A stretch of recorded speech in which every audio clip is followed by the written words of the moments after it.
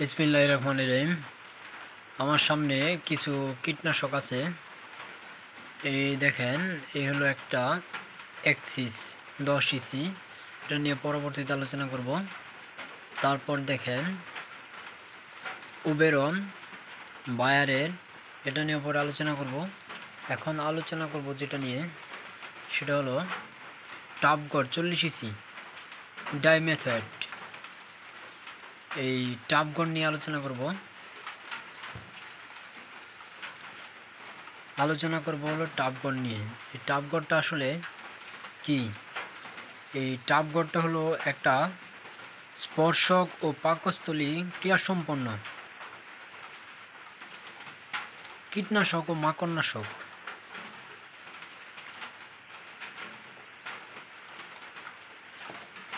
তাহলে মূলত বুঝতে পারতেছেন, এই টাবগড়টা হলো মূলত কীটনাশক এবং মাকড়নাশক জাতীয় একটা ওষুধ।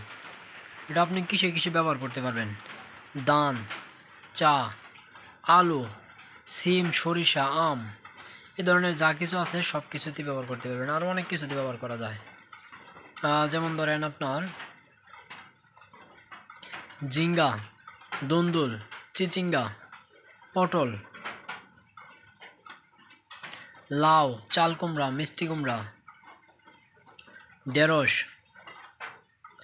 আলু, মোটামুটি যত ধরনের আপনার লতানো বা গাছ জাতীয় সবজি আছে, এই ধরনের সকল সবজিতে আপনি এটা ব্যবহার করতে পারবেন ছোটো অবস্থায়, অর্থাৎ 4 থেকে 4, 5, 6, 7 পাতা পর্যন্ত ব্যবহার করতে পারবেন। এরপরে আর এটা ব্যবহার করার কোনো প্রয়োজন পড়ে না। এরপরে পোকার আক্রমণ বেশি হয় আর এই ওষুধের কার্যকারিতা থাকে না। এই প্রথম অবস্থায় এই যে পোকাগুলি আক্রমণ করে, এগুলি দমনের জন্য এটাই সবচেয়ে উপযোগী। আর এটার সাথে দেখা গেছে আপনি একটা ছত্রাকনাশক হিসাবে, যেমন দেখা যায় কি, লার্কুনিন ব্যবহার করতে পারেন। এতে আপনার একই সাথে বারবার স্প্রে না করে একসাথে স্প্রে করা যায়। লার্কুনিন আর টাবগড় দুটো একসাথে ব্যবহার করলে এতে আপনার পোকামাকড় এবং ছত্রাকনাশক উভয়ের স্প্রে একসাথে হয়ে যায়। এটা আপনার স্প্রে করতে হয় সপ্তাহে না, মানে 5 থেকে 7 দিন পর পর এটা স্প্রে করতে হয়।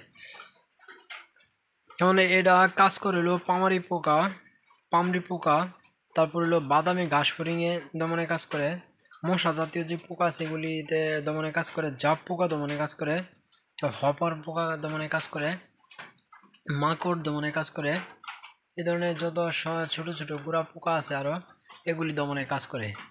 আপনারা এই টাবগড় ব্যবহার করতে পারেন। টাবগড়টা খুবই ভালো একটা ওষুধ। এই টাবগড় নিয়ে আপনাদের সাথে মোটামুটি একটা আলোচনা করলাম। এটা O2 Proof কেয়ার লিমিটেডের খুব ভালো একটা ওষুধ।